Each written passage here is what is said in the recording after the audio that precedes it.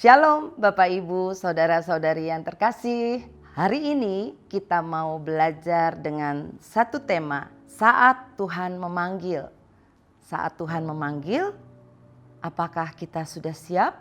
Apakah kita langsung bisa menjawab, ya Tuhan, ini aku. Nah, Bapak Ibu, kita mungkin pernah merasa takut saat diminta melakukan sesuatu yang baru. Misalnya, disuruh maju ke depan kelas waktu kita masih sekolah ya atau kuliah, saat kita disuruh maju ke depan kelas pertama kali untuk berbicara, untuk presentasi, untuk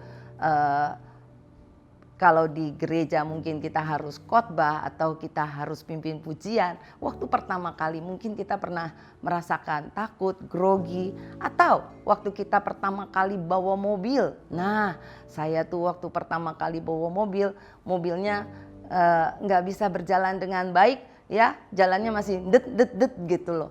Bentar-bentar maunya nginjek rem, bentar-bentar mau nginjek rem. Sekalinya nginjek gas kayaknya kenceng banget. Nah, itulah saat-saat pertama-pertama kita mengalami pengalaman pertama kali ya. Dengan rasa takut, dengan rasa khawatir.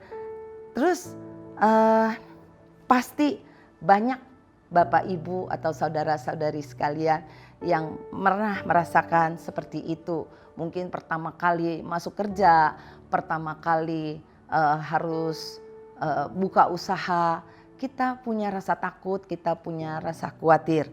Di dalam Alkitab ada seorang tokoh yang juga pernah takut saat Tuhan memanggilnya pertama kali untuk melakukan suatu tugas besar.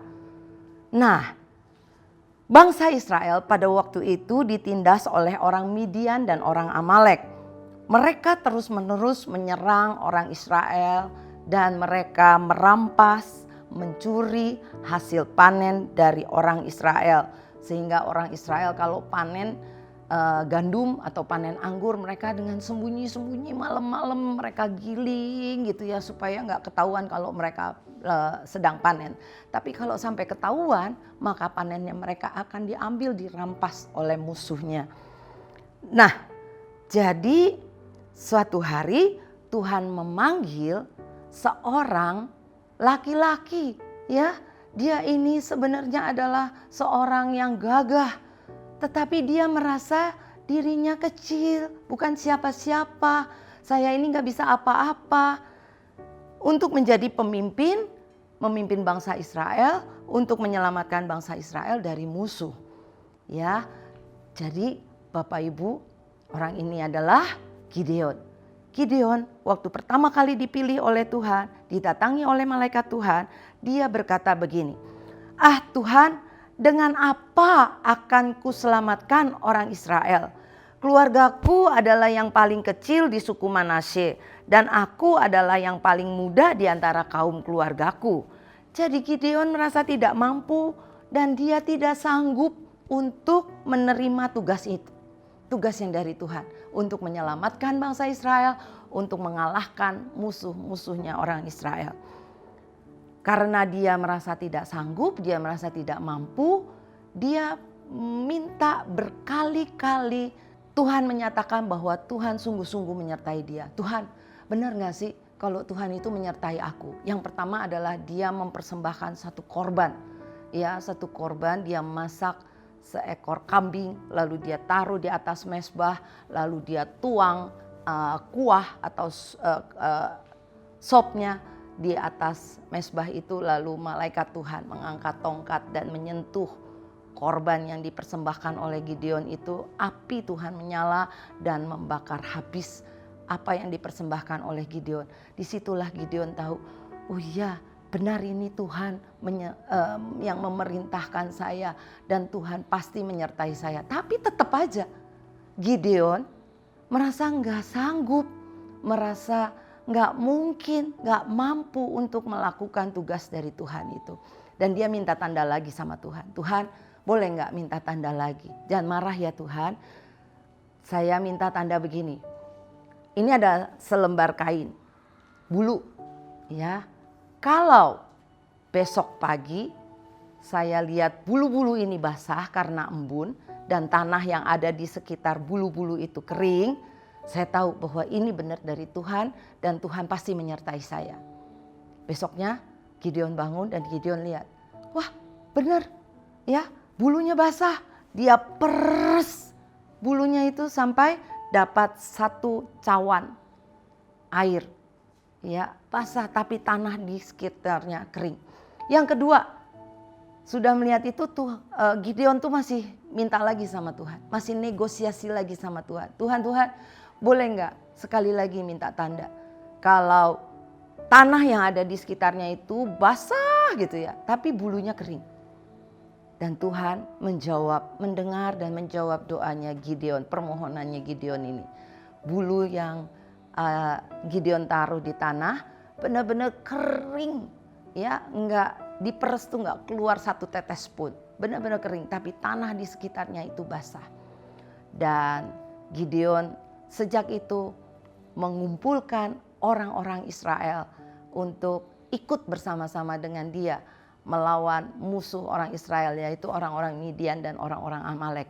Nah, Bapak Ibu, saudara-saudari sekalian, waktu Gideon sudah mengumpulkan orang-orang Israel dan berkata kepada Tuhan, ini orang-orang Israel sudah berkumpul dari mana-mana, sudah datang dari berbagai suku, dan mereka mau bersama-sama untuk mengalahkan musuh-musuh kami, yaitu orang Midian dan orang Amalek. Tapi Tuhan berkata begini, itu terlalu banyak Gideon. Hah? Terlalu banyak? Tapi musuhnya kan banyak, musuhnya besar, musuhnya juga jago dalam berperang, musuhnya juga kejam. Masa segini kebanyakan? Iya, kebanyakan. Coba kamu bilang sama mereka, yang takut boleh pulang.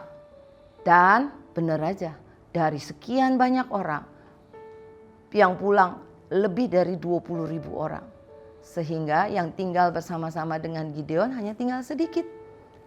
Itu aja Tuhan bilang masih kebanyakan. Ayo diseleksi lagi. Sekali lagi Tuhan memerintahkan Gideon untuk seleksi orang-orang yang ikut berperang bersama dengan dia. Cara seleksinya bagaimana? Mereka semua disuruh ke sungai dan mereka harus minum. Dan Gideon harus memilih dari cara mereka minum. Dari cara mereka minum, orang-orang yang minum sambil berjaga-jaga dengan tetap memegang senjatanya dan matanya tetap menghadap ke depan, membawa airnya ke mulut. Nah, itulah yang dipilih menjadi pasukan Gideon. Sisanya tinggal 300 orang. Yang lainnya bagaimana? Yang lainnya begitu melihat sungai, senjatanya dilempar, mukanya langsung dimasukkan ke dalam sungai, mereka langsung nyebur ke sungai. Tidak berjaga-jaga, tidak layak untuk menjadi pasukan bangsa Israel, pasukan terdahsyatnya Tuhan. Nah, Bapak Ibu, dari cerita ini kita belajar kalau Tuhan memanggil, ya, kalau Tuhan memanggil, kalau Tuhan izinkan kita mengalami hal yang pertama kali yang membuat kita takut dan khawatir, seharusnya kita tidak boleh takut. Kita tidak boleh berkata bahwa aku tidak bisa melakukannya, aku takut gagal. Bagaimana kalau orang mentertawakan saya? Waktu kita mau buka usaha pertama kali, waktu kita mau mulai kerja pertama kali.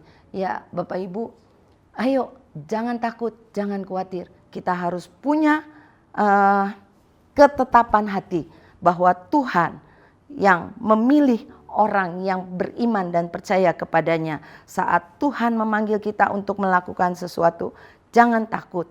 Tuhan pasti menyertai kita, memberikan kemampuan kepada kita, memberikan kekuatan kepada kita sehingga kita bisa melakukan apa yang Tuhan sudah pilihkan untuk kita. Waktu kita mau mulai pekerjaan, waktu kita mau mulai usaha, percaya Tuhan yang memberikan jalan, Tuhan yang memberikan kepada kita kesempatan sehingga kita bisa melakukannya, sehingga kita bisa mulai usaha kita dengan mengandalkan Tuhan, dan Tuhan buat semua apa yang kita kerjakan berhasil. Tuhan Yesus memberkati.